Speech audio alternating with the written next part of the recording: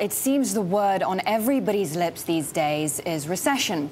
This after the past week saw major turmoil in markets around the world. Our next guest doesn't like the word recession. Instead, he sees it as more of a soft patch. Joe Tanious is a vice president and market strategist for JPMorgan Funds.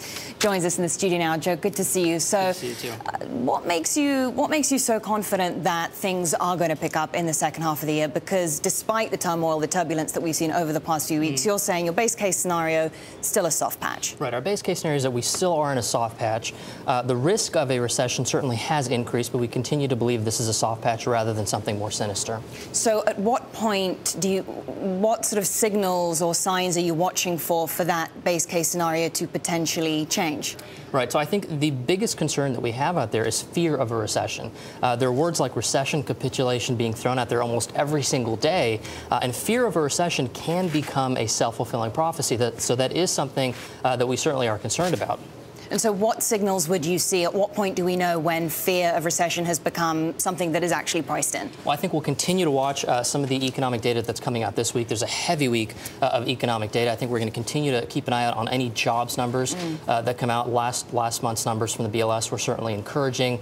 And I think we're going to continue to look at the equity markets and corporate profits. Okay. And you say that the markets right now are being driven mainly by fear as opposed to the fundamentals, but there are some genuine concerns, aren't there, about the macroeconomic situation, not just here in the States, but of course, European sovereign debt crisis, concerns continuing to escalate there. So it is based on some fundamental concern as well. Absolutely, absolutely. I don't want to make light of these issues. I think there are some serious concerns, and for that reason, we do remain cautious. However, when you see these huge swings in the equity markets up and down almost on a daily basis, it has to lead you to believe that some of this, at least, is being fear-driven rather than fundamental. So at what point, then, does fear turn to greed?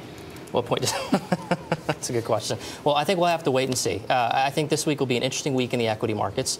Hopefully we'll be moving in the right direction this week and make up some of the losses that we had last week. So what do you mentioned that there's some economic data coming up. We've got 2 regional manufacturing surveys, some housing data, industrial production. What do the markets want to see from this data in order for us to see more of a pickup? I think the markets want to see that we are, in fact, beginning to exceed some of these economic numbers rather than some of the economic data we have over the past few weeks. I think we want to see some encouraging news, I guess, coming out of Europe.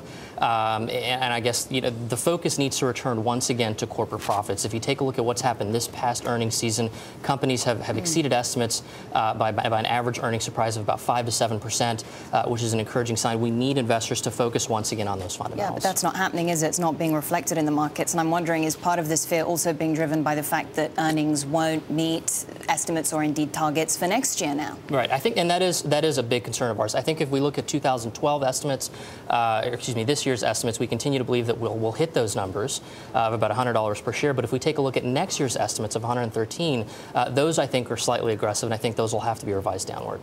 All right, good stuff. Good to talk to you. Thanks very much indeed, Joseph Tanious, JPMorgan investment management strategist.